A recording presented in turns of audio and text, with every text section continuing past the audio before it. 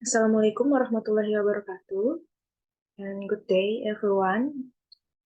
My name is Husnul Chairunisa from English Literature C, and in this occasion, I will present about my journal article with title Naturalizing Racial Differences Through Comedy, Asian Black and White Views on Racial Stereotype in Rush Hour 2 by Ji-Hoon Park, Nadine, and Ariel, Annenberg School for Communication, University of Pennsylvania, Philadelphia. Okay, before we start the presentation, what is stereotypes? Okay, stereotypes is widely held and oversimplified generalization or assumption about a particular group or people, a particular group of people based on limited inaccurate information or belief. Okay, next. This is the introduction. The growing number of comedies starring racial minorities has facilitated racial tolerance, but it is premature to claim that these films represent a substantial shift in the cultural representation of race. Rush Hour 2 is an ideal example to explore the paradox between potentially racist representation in comedy and its widespread popularity transcending racial boundaries. A textual analysis of Rush Hour 2 identifies the kinds of stereotypes and textual devices that attempt to diffuse viewers' critical interpretation. Post-racial reception analysis investigates how Asian, Black, and white viewers react to racial jokes in Rush Hour 2. Okay, this is the research questions. The first is how the ideological implication of racial stereotypes in comedy, and discuss how the genre of comedy privilege of reading of racial stereotypes as harmless, despite the potential negative consequence of such representation. The second is how Asian, Black, and white viewers react to racial jokes in Rush Hour 2 and examine if they differentially engage with the film's racial stereotypes. The third is what are the kinds of stereotypes and textual devices attempt to diffuse viewers' critical interpretations. Okay, this is the goals. This paper examines the ideological implication of racial stereotypes in comedy and to determine whether they humorously naturalize or possibly disrupt the beliefs of racial differences that constitute the ideological basis of the racial hierarchy. Okay, this is the synopsis of Rush Hour 2 film. Rush Hour 2 film is a 2001 action comedy film directed by Brett Ratner and starring Jackie Chan and Chris Tucker. The movie follows two police officers, one from Los Angeles, Chris Tucker as Carter, and one from Hong Kong, Jackie Chan as Lee, as they pursue Asian gang members attempting to execute an elaborate counterfeiting plot. Along the way, Lee and Carter's relationship is tested as they learn to work together despite their cultural differences and occasional disagreements. The movie featured plenty of action, fake fight scene, and comedic banter between Chan and Tucker. Although Rush Hour and Rush Hour 2 can be classified as action comedy buddies movie, the film depart from convention by pairing an African American and Asian in the lead roles.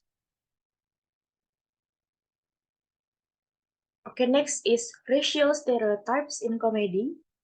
Bogle claims that although comedy is perceived as having the potential to comment on the problematic nature of stereotyping, it rarely capitalizes on opportunity. In the world of the film, minority characters rarely resist or reject the stereotypes that are forced upon them. And racial stereotype reduce and naturalize racial differences, leading to racial hierarchy and white privilege, as well as social consequences such as negative judgment of racial minorities. And according to Bowes and King, stereotypes are important in comedy because not only do they help to establish instantly recognizable character types, but such character traits and stereotypes-based jokes also constitute a source of humor. In addition, stereotyping serves multiple purposes, both cognitive and motivational. It is important in comedy because it helps to establish instantly recognizable character types and constitutes a source of humor. Um, and this paper argued that racial stereotypes in comedy should be taken seriously because of their potential to naturalize racial differences through humor. However, the potential of comedy to subvert racial stereotypes cannot be underestimated. Okay, this paper has three textual analyses. The first is descriptive synopsis of Rush Hour 2, situates racially stereotypical moments in the specific situation where they occur in order to examine how race is configured through dialogue and how racial jokes are related to the film narrative. And the second is critical analysis that attempt to decode the racial ideology embedded in the film. And the third is examine the ideological limitation and possibilities of several textual devices in the film narrative. Okay, this is the method. This paper is focused on group interviews were conducted with white, black, and Asian participants. There were 8 focus group with 3 to 8 people for each group. 2 groups of white Americans, 3 groups of black Americans, and 3 groups of Asian Americans. And they watched together of Rush Hour 2. And then the moderator facilitated a discussion about their views on the movie, including questions about their opinions on the character, what they thought about the stereotypes in the movie, and whether they were offended. And then the moderator also asked a participant to comment on issues of racial stereotypes in general in order to explore how they made sense of the film stereotypes in relation to their own actual belief on race. In analyzing the focus of group data, there are 2 overchasing areas. The first is offensive and perceptions of stereotypes. Okay, the first is offensive data of white race. There are 4 people of white race in different age and gender, and they comment about their opinion of Rush Hour 2 film, and this is the data. There are 4 offensive data, and then this is the offensive data of black race. There are 3%, and then this is the offensive data of Asian race. There are 2 people. Okay, this is the discussion of offensive data.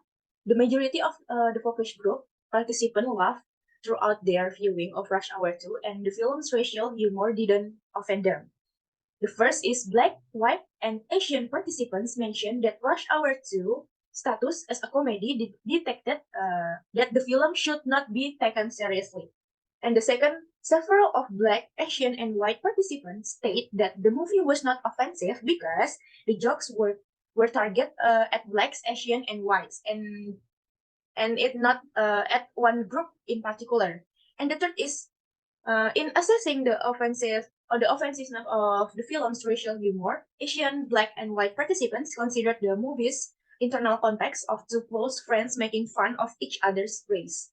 However, most participants in all 3 groups acknowledge, however, that even within the context of a comedy, racial humor could potentially be racist. And then the white participant discussion of racial stereotypes revealed that they were keenly aware of whites' stigmatized position as perpetrators of racism, one white participant explained that the main character's minority status allowed white people to enjoy the jokes without feeling guilty. This textual analysis, however, shows that whites were portrayed differently than blacks and Asian in Rush Hour 2. And the film successful creates the impression among the viewers that always are objects of mockery, distortion, and exaggeration. And participants felt that this type of racial humor was acceptable because neither character normally seemed offended by any of the comments. Their banter was interpreted as harmless inside jokes. Okay, this is the stereotypes data. This is the conversation between moderator and the participant of Black, White, and Asian participant about their opinion and views of Rush Hour film 2, as you can see. Okay, this is the data of stereotypes. There are 3 people by of different gender, race. I will mention one of them, Sandra, age 22, race Asian, and gender female. And she comment, I think you always cheer for the Asian guy. I am not saying that, oh, I relate with Jackie Chan. But when he does something good, I'm like, yes, fight for the Asians. Like that. Okay, this is the discussion of stereotypes data. Throughout the data, they found such evidence in Asian and Black focus group. The first is Asian and Black viewers overlook the negative stereotype of their races and instead focus on the positive aspect of minority representation. Participants in all three racial groups felt that the racial stereotypes in the film were humorous and acceptable because they were based on the kernel of truth that had been exaggerated. And the second is many white participants made reference to the implicit stereotypes expressed in the film. White participants felt that both the implicit and explicit stereotypes were blatant and contrived, but also very funny. And the third is participants in all 3 groups perceive a sense of realism in its racial presentation. Few participants state that racial stereotypes in the film were unreal or incorrect. The sense of realism participants perceive in Rush Hour 2 has ideological effect because it authenticates the racial stereotypes in the film and grants them an objective status. Okay, this is the conclusion. The study found that almost none of the focus group participants were offended by Rush Hour 2's explicit racial jokes, because racial stereotypes in comedy rarely offend audience and are present in an enjoyable way. Audience are able to naturalize specific knowledge about racial minorities without resistance. Black and Asian participants found a positive source of pleasure in the portrayals of their own race. Our study, these papers found that minority participants' pleasure in viewing racial humor was based on the self-validation of racial characteristics rather than on the subversion of stereotypes. This is described as constrained cultural activity, as viewers' pleasure in viewing racial humor requires acceptance of racial differences.